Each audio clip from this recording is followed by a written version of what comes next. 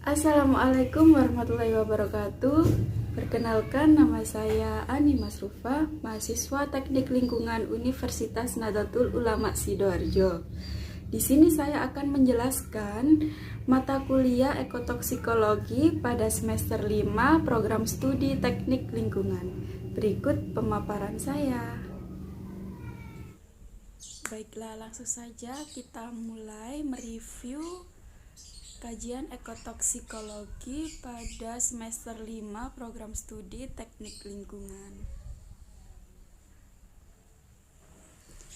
Ekotoksikologi didefinisikan sebagai yang pertama, kajian efek negatif zat terhadap makhluk hidup, baik hewan, tumbuhan, maupun mikroba, dengan tujuan menetapkan kualitas zat yang menjaga kehidupan. Definisi yang kedua, ekotoksikologi merupakan sebuah kajian, bukan ilmu, karena ekotoksikologi menggunakan banyak ilmu-ilmu, termasuk fisika, kimia, biologi, dan statistika.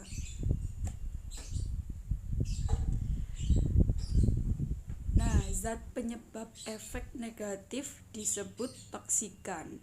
Toksikan dibagi menjadi dua. Yang pertama, toksikan zat tunggal, dan yang kedua, toksikan campuran. Respon negatif dari biota dapat dilihat secara dua. Yang pertama secara struktural dan secara fungsional.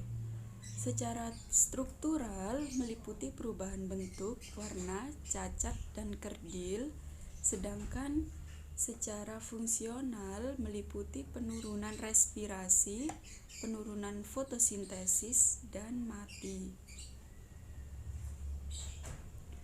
Contoh ekotoksikologi pada peristiwa dapat dilihat dari kondisi kehidupan enceng gondok, baik hidup atau mati, dalam kondisi air sungai yang berbeda, encer atau keruh. Makhluk hidup seperti enceng gondok diekspresikan sebagai respon, sedangkan zat atau campuran zat diekspresikan sebagai kualitas atau konsentrasi.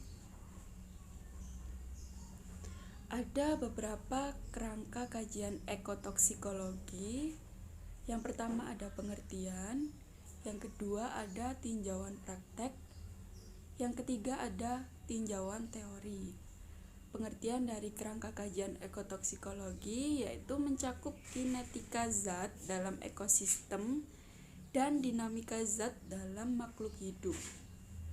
Tinjauan praktek meliputi contoh-contoh ekotoksikologi, membooming pemahaman bahwa efek negatif zat dapat muncul jika terdapat paparan zat. Kemudian tinjauan teori meliputi proses kinetika zat dalam media lingkungan dan proses dinamika zat dalam sistem biologis makhluk hidup.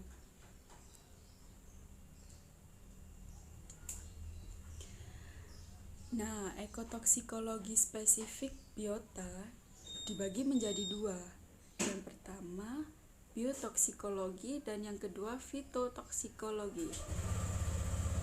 Biotoksikologi berperan penting dalam penerapan pengolahan air limbah dan lindi sampah yang hasilnya dibuang ke perairan. Biotoksikologi diperlukan dalam pengolahan sampah biodegradable menjadi kompos yang dilakukan oleh spesies cacing. Yang kedua ada fitotoksikologi, yaitu zat-zat kimia dalam lingkungan tumbuhan, baik tanah, air, dan udara. Fitotoksikologi terserap dalam tumbuhan dalam jumlah tertentu dan waktu tertentu dan mengakibatkan efek negatif bagi tumbuhan. Adapun tingkat bahaya zat paparan tunggal. Pembuktian tingkat bahaya zat, contoh air limbah masuk tangki septik dengan cara uji toksisitas akut yang menghasilkan isi 50 atau sejenisnya. Uji akut sendiri ialah uji waktu pendek dalam skala jam sampai hari. Uji akut dipilih karena tujuan uji ini menetapkan tingkat bahaya zat yang efeknya cepat terjadi. Ada beberapa hal yang penting diperhatikan dalam pembandingan tingkat bahaya zat. Yang pertama, gunakan kriterium pembanding.